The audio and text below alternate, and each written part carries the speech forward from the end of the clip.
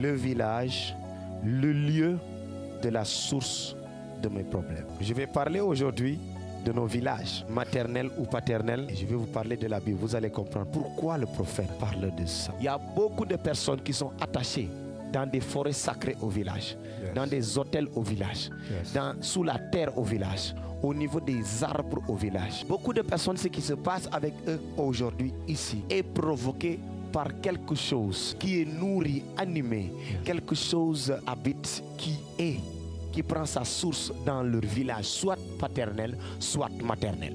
C'est des réalités. Nous allons prendre comme verset de base. Ouvrez la Bible dans le livre de Marc au chapitre 8 à partir du verset 23. Marc chapitre 8 à partir du verset 23. Est-ce que tu peux me lire ce passage? On y va. Il prit l'aveugle par la main. Là, on parle de Jésus. Jésus va quelque part pour prier pour les gens comme d'habitude, pour guérir les malades. Et qu'est-ce qui va se passer? Jésus est en face d'un aveugle.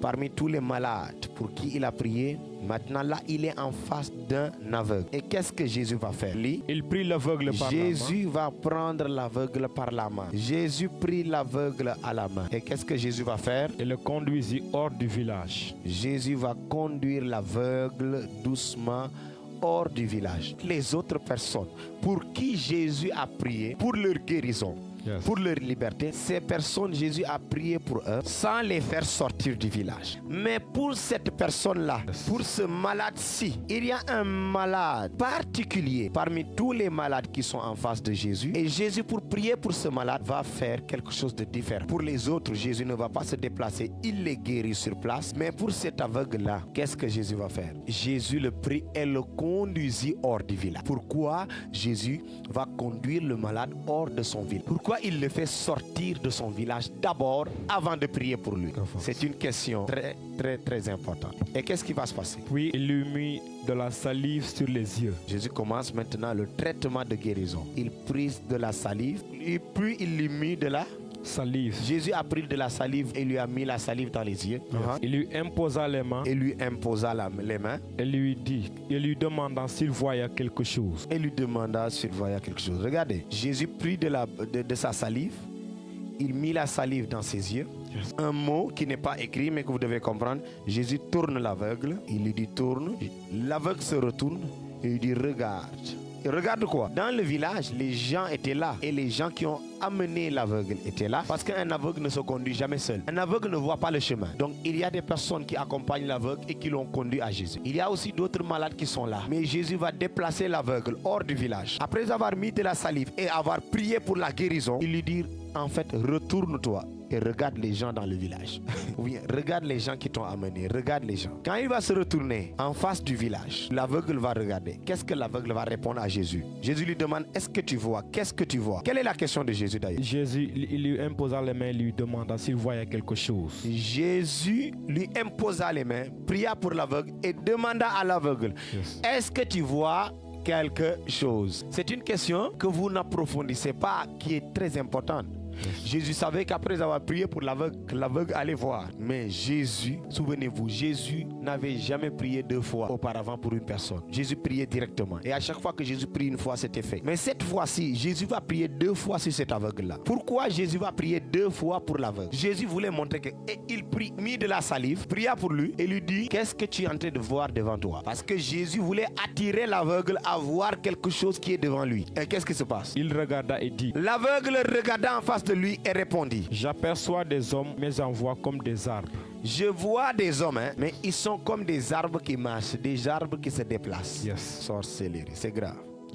Les gens pensent que Jésus a prié pour l'aveugle. Non, l'aveugle n'avait pas vu clair. Non, Jésus, c'était pas la première fois qu'il priait pour des aveugles de naissance. Jésus les guérissait. Il voulait montrer à cet homme qui était aveugle pourquoi il était aveugle. La raison pour laquelle tu es aveugle en fait, la source de ton problème, de ta maladie se trouve dans ton village. Tourne-toi. Qu'est-ce que tu es en train de voir? Il lui répondit, je vois des hommes, mais les hommes sont comme des arbres. Savez-vous que l'arbre, c'est une dimension mystique dans le monde spirituel? Et des hommes mystiques, les hommes peuvent être représentés par des arbres. Ils sont comme des arbres qui marchent. Jésus lui dit, retourne-toi et regarde dans le village. L'aveugle se regarde et dit, qu'est-ce que tu vois? Il dit, je vois les hommes. Je les vois, je vois maintenant, mais je vois comme des hommes qui marchent. La prière de Jésus, la première prière de Jésus avec la salive était pour révéler exactement quel était le problème, qu'est-ce qu'il y avait pris les yeux de cet aveugle. Pourquoi cet homme était aveugle? Parce qu'il y a des personnes comme des arbres, des personnes d'une autre dimension mystique qui ont touché et qui ont pris les yeux de cet aveugle. Lis la suite. Jésus lui mit de nouveau les mains sur les yeux. Jésus mit les mains sur les yeux. Et quand l'aveugle regarde fixement, Quand l'aveugle regarda fixement,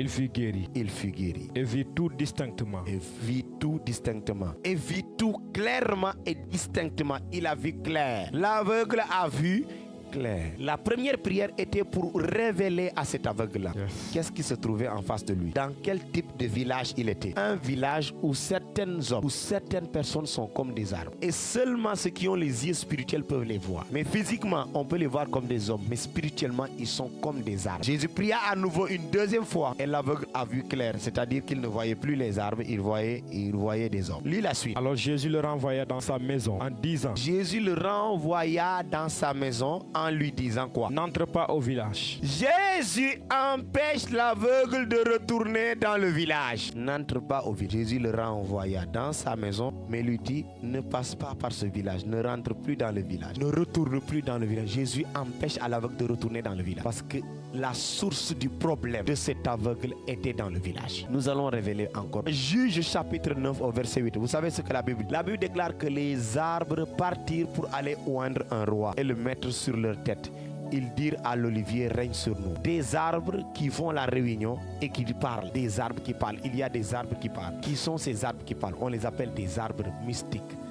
C'est des êtres qui se transforment en arbres dans les villages et qui décident de qui sera roi ou qui ne sera pas roi. Comment tu t'expliques un arbre qui parle? Des arbres qui font des réunions et les arbres parlent. Il dit allons et oignons un roi, choisissons un roi. Savez-vous qu'il y a dans certains pays, c'est les arbres qui choisissent les présidents. C'est des arbres qui choisissent des rois. C'est les arbres qui choisissent des princes. C'est des arbres qui choisissent des chefs. C'est des arbres, si tu ne prêtes pas allégeance aux arbres, si tu ne vas pas sacrifier dans les arbres ne te donneront pas le pouvoir de régner. C'est pour ça que certains hommes politiques vont dans les villages au moment des élections, avant les élections et après les élections, pour aller faire des sacrifices dans des arbres sacrés, dans des arbres mystiques. Les arbres peuvent donner le pouvoir à quelqu'un pour devenir roi, parce que les arbres parlent et ils ont le pouvoir de hisser quelqu'un au trône. C'est des arbres mystiques.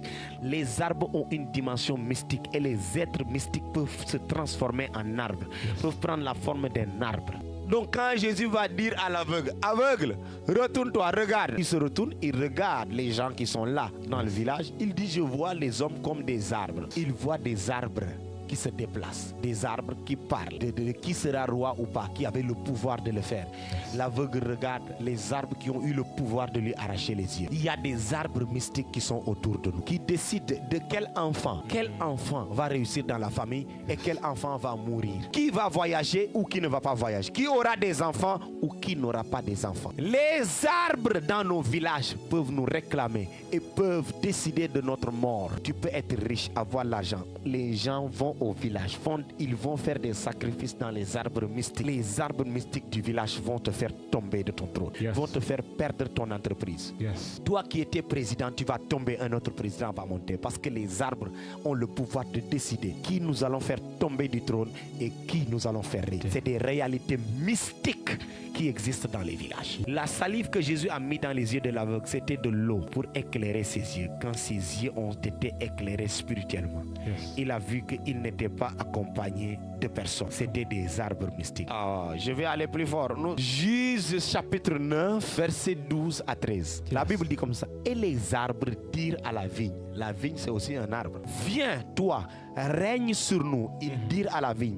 Ils choisissent la vigne, ils disent règne sur nous. Mais la vigne leur répond. C'est des arbres qui parlent. Hein? L'arbre de la vigne leur répondit. Renoncerai-je à mon vin qui réjouit Dieu et les hommes pour aller planer sur les arbres? Est-ce que je vais renoncer à ce qui réjouit Dieu? C'est-à-dire qu'il y a des arbres qui ont décidé de ne plus faire ce que Dieu les a demandé de faire comme travail, de ne plus réjouir le cœur de Dieu, mais de faire mal à Dieu et aux hommes que Dieu a créés. Des arbres qui se rebellent de leur créateur et qui font le contraire. Au lieu de réjouir le cœur de Dieu et le cœur des hommes, ils se lèvent pour combattre Dieu et tuer les hommes. Il y a des gens qui sont morts dans vos familles à cause des arbres mystiques. Vérité.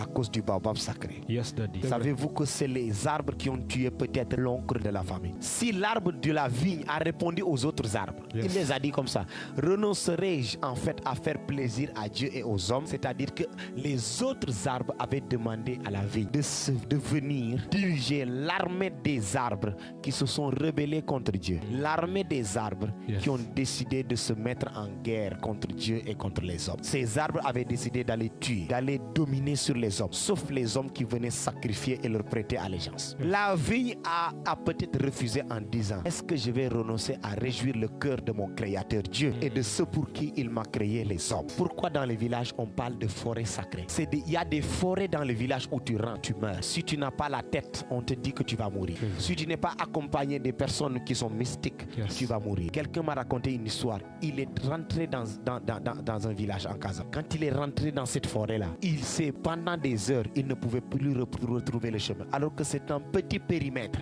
À chaque fois qu'il est sur le point de sortir de la forêt, il retourne. C'est comme s'il tourne autour de lui-même. La forêt refuse de le faire sortir, refuse de le laisser partir. C'est un grand-père mystique. Le grand-père était par hasard dans la forêt. Quand il l'a vu, le vieux a compris que la forêt ne voulait pas laisser partir le jeune homme. La forêt allait tuer le jeune. Le vieux a parlé à la forêt. Quand le vieux a parlé à la forêt a laissé partir le jeune. Parce que le vieux avait prêté allégeance. Il y a des lieux dans le village qu'on appelle des forêts sacrées. Quand les gens vont faire des initiations, dans les initiations mystiques là, Yes. il y a des gens qui sortent jamais. Il y a 2 ou 3 ou 4 qui vont mourir à chaque initiation. Il y a des gens qui peuvent ne pas mourir sur le champ. Dès qu'ils rentrent, ils commencent à mourir à petit feu.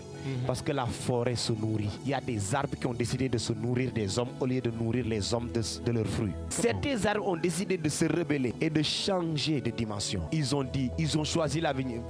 Viens régner sur nous. La vigne a dit: ah, moi, est-ce que je vais renoncer à la mission pour laquelle on a été créé, celui de réjouir le cœur de Dieu et celui des hommes, pour aller faire le contraire? C'est quoi le contraire? C'est tuer les hommes. Juge chapitre 9, Yes. 14, verset 14 à 15. Alors tous les arbres dirent au buisson d'épines: viens, toi, règne sur nous. Et le buisson d'épines répondit aux arbres. Après avoir parlé à la vigne a refusé. Ils sont allés voir le buisson d'épines. Lui là, c'est un arbre qui a beaucoup d'épines. Sûrement lui là, s'il devient notre roi, nous allons piquer les hommes, nous allons les empoisonner, les envoûter et les détruire. Yes. Ils ont choisi un arbre qui a des épines. Viens toi, règne sur nous. Et le buisson d'épines répondit aux arbres: si c'est de bonne foi que vous voulez moindre pour votre roi, venez, réfugiez-vous sous mon ombrage. C'est un arbre qui parle à d'autres arbres, parce que les arbres reconnaissent aussi le pouvoir de certains arbres. Yes. Il y a des arbres spirituellement qui sont plus puissants que les autres arbres. Comment? La vigne est un arbre puissant, plus puissant que beaucoup d'arbres, parce que c'est de la vigne que sort le raisin, le jus de raisin. Et le sang de Jésus est comparé au jus de raisin, Vérité. est comparé aux fruits de la vigne. Vérité. Le vin, c'est des arbres symboliques qui sont très puissants. C'est des arbres qui soignent. Dans la médecine comme ça, c'est des arbres que leur matière, ça soigne. L'olivier, c'est des arbres puissants, ça soigne. La sève qui sort du fruit de l'olivier qu'on appelle l'huile d'olive, Yes. ce qui représente la puissance de Dieu, représente la puissance du Saint-Esprit. Elle est utilisée dans le temple jusqu'à aujourd'hui. Et l'olivier, c'est grave, c'est un arbre qui ne meurt jamais. Les oliviers qui étaient dans le jardin des oliviers depuis des années, Yes.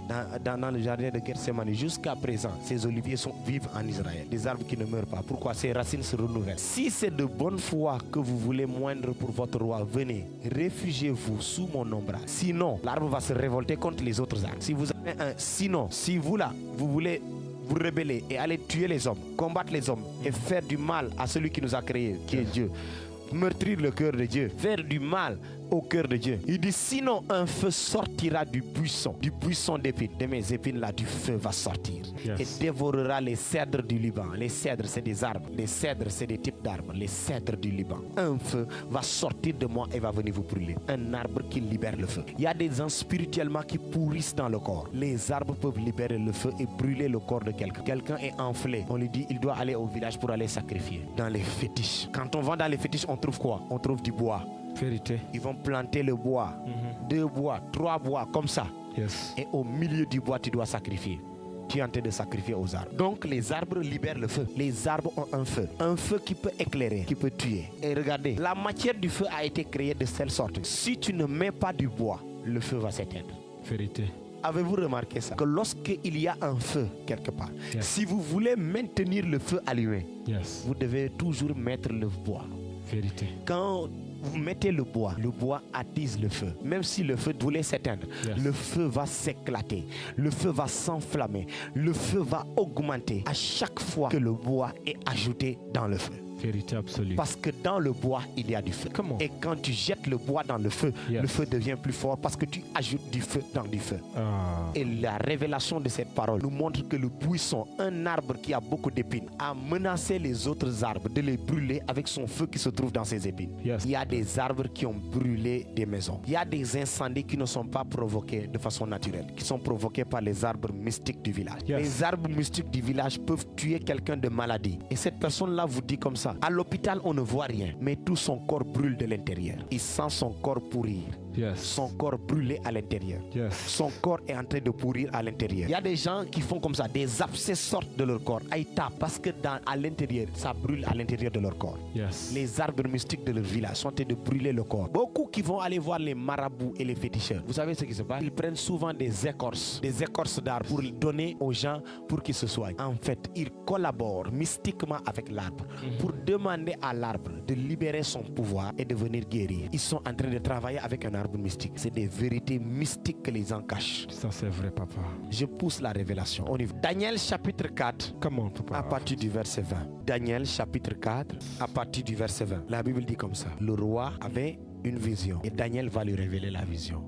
Et Daniel va lui dire: l'arbre que tu as vu, qui est devenu grand et fort, dont la cime s'élevait jusqu'aux cieux, qu'on voyait tous les points de la terre. Le roi a fait un rêve, il a vu un arbre. Et le prophète Daniel lui révèle que signifiait cet arbre qu'il a vu dans le rêve. Cet arbre dont le feuillage était beau et les fruits abondants, qui portait de la nourriture pour tous, sous lequel s'abritaient les bêtes des champs, et parmi les branches duquel les oiseaux du ciel faisaient leur demeure. Il lui dit: cet arbre-là que tu as vu, c'était toi, ô roi. Ô roi, cet arbre-là, c'était toi. Toi qui es devenu grand et fort, dont la grandeur s'accrut et s'est élevé jusqu'aux cieux, et dont la domination s'étend jusqu'aux extrémités de la terre. Donc, un arbre peut représenter un homme. Il dit: l'arbre que tu as vu dans le rêve, c'était toi. Il y a des hommes qui sont comme des arbres. C'est pour ça que l'aveugle a dit à Jésus: je vois les hommes comme des arbres. Certains baobabs sont des hommes. Certains baobabs, c'est des ancêtres qui sont décédés, qui sont revenus comme des arbres qui règnent là dans le village. Certains arbres dans lesquels on sacrifie, c'est des êtres humains qu'on croit décédés. C'est des ancêtres mystiques, c'est des sorciers qui sont dans le village, qui règnent. Il y a des gens qui meurent dans les villages. Des hommes mystiques, ils peuvent revenir sous la forme d'arbres dans le village ou bien dans la propre maison. Ils communiquent et parlent aux hommes spirituels, aux hommes mystiques dans le village. Dans la sorcellerie, beaucoup se transforment en arbres mystiques pour tromper. Souvenez-vous, dans la Bible, Jésus a maudit un jour un figuier. Jésus va chercher du fruit, il ne trouve pas de fruit parce que le figuier a refusé de donner du fruit. Jésus a compris pourquoi il a maudit le figuier. Un simple arbre qui ne donne pas son fruit, mais laisse-le et arrose-le. Mais Jésus s'est fâché contre un figuier. Jésus connaissait la dimension des arbres. Il savait que le figuier a une dimension réelle. C'est un arbre qui s'était rebellé contre Dieu. Il a maudit le figuier. Qu'est-ce qui a fait sortir Adam et Ève du jardin d'Éden? C'est un arbre, l'arbre de la connaissance du bien et du mal. Qu'est-ce qui allait donner à Adam et Ève l'immortalité? C'est un arbre, l'arbre de la vie. Elle a été protégée par 2 chérubins. Les arbres peuvent donner la vie comme les arbres peuvent tuer. Il y a des arbres qui tuent dans les villages. Il y a des arbres qui avalent la richesse. Il y a des arbres qui demandent l'argent. Il y a des arbres qui avalent la réussite. Il y a des gens qui vont dans un arbre. Ils prennent les noms de personnes, mettent ça sur un arbre, sur le baobab comme ça. Et ils prennent des clous. Et ils vont clouer les noms de certaines personnes. Et ces personnes-là commencent à mourir, commencent à se détruire parce que quelqu'un les a cloués dans un arbre. Il y a des gens qu'on est venu manger leur cerveau. Ils vont tomber dans la folie. Ils ont cloué leur nom dans le baobab en demandant à l'arbre de le rendre fou. L'arbre va venir manger le cerveau de la personne. L'arbre va venir manger les yeux de la personne. C'est les arbres qui avaient mangé les yeux de l'aveugle que Jésus a délivré. Aujourd'hui, peut-être que la situation que tu vis, la situation que tes parents vivent, c'est peut-être exactement, les amis, c'est à cause d'un arbre mystique, des arbres mystiques de ton village. Nous devons prier contre les arbres maléfiques.